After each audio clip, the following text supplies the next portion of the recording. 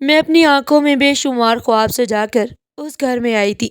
रुखसती के वक्त मेरी माँ ने मुझे कहा था, बेटा तुम जो भी कर रही हो उसे सबसे छुपा कर रखना। किसी को भी ये पता नहीं चलना चाहिए तुम अपने दिल में क्या सोचती हो और क्या चाहती हो। इस बात का जिक्र अपने शोहर से भी मत करना, मगर मेरे ख्वाब कैसे पूरे होंगे आप जानती तो हैं कि मैंने खुद को हमेशा किस रूप में देखा है, मैं क्या करना चाहती हूँ। आपने ज़बरदस्ती मेरी शादी तय की थी। शादी तो कभी भी मेरे ख्वाबों का हिस्सा ही नहीं थी।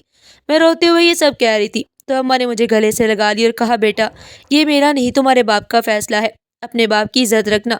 तुम उसकी बहन के घर जा रही हो। बेटा कभी भी अपनी फूफो को शिकायत का मौका मत देना। तुम जानती हो तुम्हारा बाप अपने बहन भाइयों पर जान देते हैं। मैंने कहा, अम्मा वो सब तो ठीक है, मुझे भी फूफो से मोहब्बत है, बावजूद इसके कि उनका रवैया हमेशा मेरे साथ बहुत सख्त रहा। वो हमें नौकरानियों से ज़्यादा अहमियत देने को तैयार नहीं होती, मगर फिर भी मैं उनकी इज्जत करती हूँ। मगर अम्मा मुझे सजाद से बहुत ज़्यादा शक व शुबहात है। वो शख्स ना सिर्फ अनपढ़ है बल्कि दुनियादारी की भी कोई समझ नहीं रखता। मेरा कैसे उसके साथ गुजारा होगा। मेरी बात पर अम्मा ने मुझे समझाया, बेटा इसीलिए कह रही हूँ, जो करना चाहती हो खामोशी से करना। तुम्हारे शोहर को इस बात से बहुत तकलीफ है कि तुम उससे ज़्यादा पढ़ी लिखी हो। जब मर्द अपनी बीवी को खुद से आगे देखे तो उसकी अना को चोट लगती है। बस उसे कभी भी अपनी बढ़तरी का एहसास ना होने देना। अम्मा ने मुझे बहुत सी बातें समझाई थी जिन्हें मैंने पल्लू से बांध दिया था और ससुराल आ गई। मगर घर में कदम रखते ही फूफो ने ना मेरे दिल का ख्याल किया, न इस बात का कि मैं नई नवेली दुल्हन हूँ। उन्होंने मुझे देखते ही कहा, जल्दी से कपड़े चेंज करो और किचन में जाकर खाना बनाओ। हमारे घर में बहुएं मेहमानों की खातिर मदारत करती है। मैं खामोशी से आंसू पीती उनकी बातों पर अमल करने लगी। मैंने सोचा शायद शादी के बाद सजाद का रवैया बदल जाएगा, वो मुझे इज्जत देगा, मगर नहीं। वो तो औरत को पाँव की जूती समझने वालों में से था। जरा जरा सी बात पर वो इंतहाई कड़वा लहजा इख्तियार कर लेता। बगैर गलती के वो मेरी धज्जियां उड़ा के रख देता। फूफो भी उसे कभी ना रोकती बल्कि उल्टा उसकी मर्दानगी को सराहती, जैसे बीवी को जूती समझ कर रखना बहुत जरूरी, बहुत बड़ा कारनामा हो। जब मैंने अम्मा अब्बा से जब मैंने अम्मा अब्बा से शिकायत की तो अम्मा नजर चुराने लगती और अब्बा मुझे समझाने लगते कि बेटा वो तुम्हारा शोहर है, तुम्हारा मजाजी खुदा है। तुम्हारी पुप्पो कहती हैं कि तुम भी बहुत सी बेवकूफ़ियाँ करती हो, इसीलिए सजा तुम पर गुस्सा करता है। अगर तुम ये सब ना करो तो वो कभी हाथ नहीं उठाएगा। वो अनपढ़ ज़रूर है मगर जाहिल नहीं। अब मैं अब्बा को क्या समझाती कि वो अपनी बहन की बातों में आकर मेरी ज़िंदगी बर्बाद करे है। मैं हर वक्त रोती रहती और उस पर भी फूफो मुझे ताने देती कि घर में नहूसत फैला रही हो। मैं रोज़ाना अम्मा के घर जाती ताकि उनके कामों में हाथ बटा सकूं। अम्मा पर फालिज का अटैक हुआ, उस वजह से वो काम करने से कासिर थी। फूफो भी मुझे रोक नहीं सकती थी, क्योंकि ऐसा करती तो अब्बा की नज़रों में बुरा बनती। जो लम्हे मैंने अम्मा के घर गुजारे वो मेरे लिए आज़ादी के लम्हे होते हैं। मैं जल्दी जल्दी घर के काम निपटा कर किताबों में खो जाती। जैसे जैसे पेपर करीब आ रहे थे मेरी परेशानी बढ़ रही थी। मैंने अम्मा से कहा, पेपर्स की तैयारी तो कर ली है, मगर देने कैसे जाऊंगी।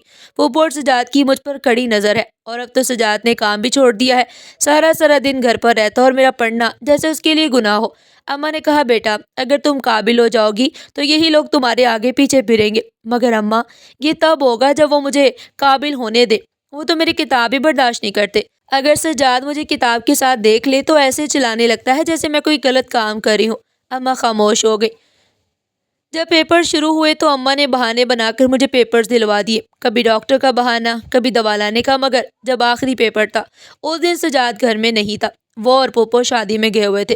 मैंने अम्मा से कहा, आप हर बार मेरी वजह से थक जाती हैं, आज आराम करें, मैं अकेले चली जाती हूँ।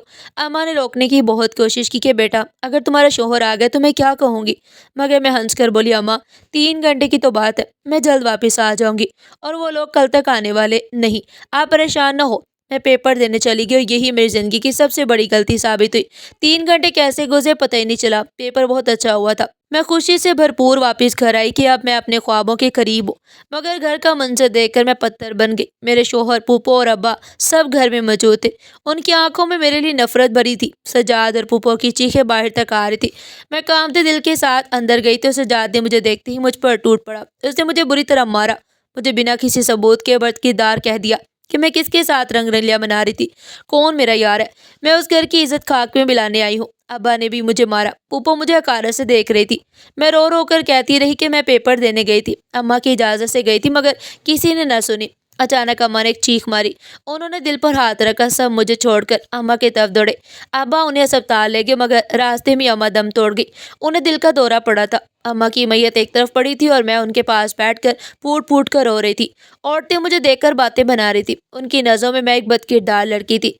जनाजे के बाद मैंने अब्बा को समझाया कि मैं बेकसूर हूँ, मगर अब्बा ने मुझे घर से निकाल दिया। कहा कि आज के बाद मेरा तुमसे कोई रिश्ता नहीं। मैं रोती हुई ससुराल आ गई। शायद शोहर मान जाए, मगर उसने 3 तलाक देकर मुझे घर से निकाल दिया। एक एक रिश्तेदार के घर पर गई, मगर सब ने इनकार कर दिया। सबकी नज़रों में मैं गुनहगार थी। मैंने अपने ख्वाबों की बहुत बड़ी कीमत चुकाई थी, अपना किरदार गंवाया, अपनी माँ को खो दिया।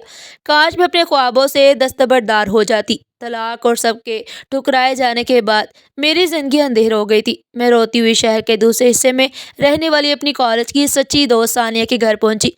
सानिया ने मेरी हालत देखी तो उसकी आंखों में भी आंसू आ गए। लेकिन जब उसने मेरे मैके और ससुराल वालों के रवैये के बारे में सुना तो उसके घर वालों ने भी मुझे अपने घर में पनाह देने से मना कर दिया। सारा मोहल्ला मेरे किरदार पर शक कर रहा था और कोई भी मुझे कबूल करने को तैयार नहीं था। मगर सानिया मेरे लिए एक उम्मीद की किरण साबित हुई। वो अपने घर वालों से लड़ पड़ी और मेरी हमायत में खड़ी रही। उसने मेरे लिए अपने घर के करीब एक छोटा सा तंगोतरी कमरा किराए पर ढूंढ निकाला, जहाँ सिर्फ एक खिड़की थी जो आसमान की एक टुकड़ा दिखाती थी। सानिया मुझे दिलासा देती रही और माली मदद भी की ताकि मैं सदमे से निकलकर नई जिंदगी की तरफ कदम बढ़ा सकूं। मैंने दिन रात मेहनत मुशक्कत करना शुरू कर दी। वह कमरा मेरी पनाहगाह और मेरी लाइब्रेरी बन गया। मुझे याद था कि मेरी माँ ने क्या कहा था, अगर तुम किसी काबिल हो जाओगी तो यही लोग तुम्हारे आगे पीछे फिरेंगे। मैंने उसी जुमले को अपना नस्बुलैन बना लिया। उसी दौरान मेरी बीएस का नतीजा आ गया और मैंने आला तरीन नंबरों से अपना कोर्स पास किया। ये कामयाबी मेरे जख्मों पर मरहम की तरह लगी। मुझे एहसास हुआ कि मेरे ख्वाब ही मेरी सबसे बड़ी ताकत है। मैंने एक मुकामी स्कूल में नौकरी हासिल की ताकि किराया और अखराजात पूरे हो सके, और उसके साथ ही सीएसएस के इम्तिहान की तैयारी शुरू कर दी। वो रातें जब मैं चाय के कप के सहारे घंटों किताबों में गुम रहती थी, मुझे मेरे ख्वाबों की कीमत याद दिलाती थी। हासिल मकसद मुझे मेरे ख्वाबों की कीमत याद दिलाती थी। साल गुजर गए। मेरे अज़म और मेहनत ने रंग लाया। मैंने ना सिर्फ सीएसएस पास किया बल्कि पुलिस सर्विस ऑफ पाकिस्तान में शानदार कामयाबी हासिल करते हुए असिस्टेंट सुपरिटेंडेंट ऑफ पुलिस के ओहदे पर फायज हुई। जब मैंने पहली खाकी वर्दी पहनी तो मेरी आंखों में खुशी के आंसू थे। दिल चाहा कि काश अपने वालिद के पास जाऊँ, उन्हें बताऊँ कि जिस लड़की को उन्होंने बदनामी की वजह से घर से निकाल दिया वो आज कितने बड़े ओहदे पर खड़ी है। उस दिन के लिए मैंने कितनी मेहनत की थी, कितने इल्जामात बर्दाश्त किए और अपनी माँ को खो दिया। मुझे ड्यूटी पर आया अभी 2 ही महीने हुए थे कि एक दिन रात के मेरे पास जराइम पेशा अफराद को लाया गया जो एक बहुत बड़ी चोरी के इल्जाम में पकड़े गए। मैंने फाइल देखी और जैसे ही नजर मुलजिमों की कतार पर पड़ी मैं हैरान रह गई। मुलजिमों में मेरा मुसाबिका शोहर अमजद भी खड़ा था। माजी सामने आ गया। अमजद ने भी मुझे एसपी की वर्दी में देखा तो वो दंग रह गया। उसकी आंखों में वही गुरूर अब नहीं था बल्कि जिल्लत और नदामत थी। माहौल में गहरी खामोशी छा गई। मैंने सबको कमरे से बाहर जाने का इशारा किया और सिर्फ अमजद से मुखातिब हुई, क्या तुमने चोरी की है? उसने सर झुका लिया। टूटे हुए लहजे में बताया कि फालिज का हमला होने के बाद मेरे वालिद यानी उसके ससुर की हालत बहुत ख़राब हो चुकी है। वो आपको याद करते रहते हैं, हर वक्त आपका नाम लेते हैं।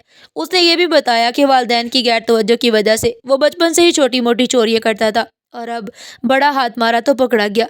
मैंने फ़ौरन अस्पताल का रुख किया। माँ बेटी का मिलाप। जब मैं वर्दी में अस्पताल अपने वालिद के पास खड़ी हुई तो वो भी मुझे देखकर हक्का बक्का रह गए। उनकी आंखों में पहले शक था, फिर हैरानी और आखिर में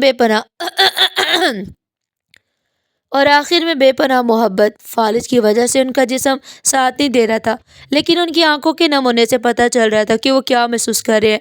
मैंने उनके सामने सारी हकीकत बयान की। अबू, मेरी ज़िंदगी का ये मकसद था, मैं ये हासिल करना चाहती थी और आपने पुप्पो की बातों में आकर मुझ पर भरोसा नहीं किया, मेरी माँ की कुर्बानी को भी नहीं समझा। अबू ने मेरी तरफ देखा, उनकी आंखें भर आईं और लड़ती आवाज़ में वो बस इतना कह पाए, मुझे माफ़ कर दो बेटा, मैंने तुम्हें समझने में गलती की। मैंने अपने वालिद को उसी दिन अस्पताल से छुट्टी दिलाई और उन्हें अपने साथ शहर के एक पोश इलाके में वाक़या अपने सरकारी बंगले में ले आई।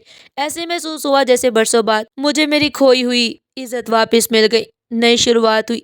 थोड़ी अरसे में अब्बू सेहतियाब होने लगे। एक शाम अब्बू ने मुझे अपने पास बुलाया और मोहब्बत भरी निगाहों से देखने लगे। बेटा, तुमने जो मुकाम हासिल किया मैं फ़ख्र करता हूँ, लेकिन तुम सारी ज़िंदगी सिर्फ ड्यूटी और काम के साथ नहीं गुजार सकती। तुम्हें अपनी ज़िंदगी को मुकम्मल करना चाहिए। तुम्हें एक दफ़ा फिर शादी कर लेनी चाहिए। अब्बू का एतमाद देखकर मेरे दिल को सुकून मिला। मैंने उस तजवीज़ पर गौर किया और महसूस किया कि ज़िंदगी का ये पहलू खाली नहीं रहना चाहिए। मैंने अपने डिपार्टमेंट के एक नहायत शरीफ और बावकार अफसर احسن سے شادی کر لی جو میرے کام اور میرے عزم کی قدر کرتے تھے۔ یوں میں نے اپنی محنت، ثابت قدمی اور اللہ کی مدد سے نہ صرف اپنی منزل حاصل کی بلکہ ایک اپنے کردار پر لگنے والا داغ بھی دھو ڈالا اور اپنی زندگی کا ایک خوشگوار آغاز کیا۔ ناظرین، آپ کو ہماری آج کی یہ کہانی کیسی لگی؟ کمنٹ سیکشن میں اپنی قیمتی رائے کا اظہار ضرور کیجیے گا، اور اس طرح کی مزید سبق آموز کہانیاں سننے کے لیے چینل کو سبسکرائب کریں، ویڈیو کو لائک کریں اور زیادہ سے زیادہ شیئر کریں۔ پھر ملتے ہیں ایک نئی کہانی کے ساتھ، تب تک کے لیے اللہ حافظ۔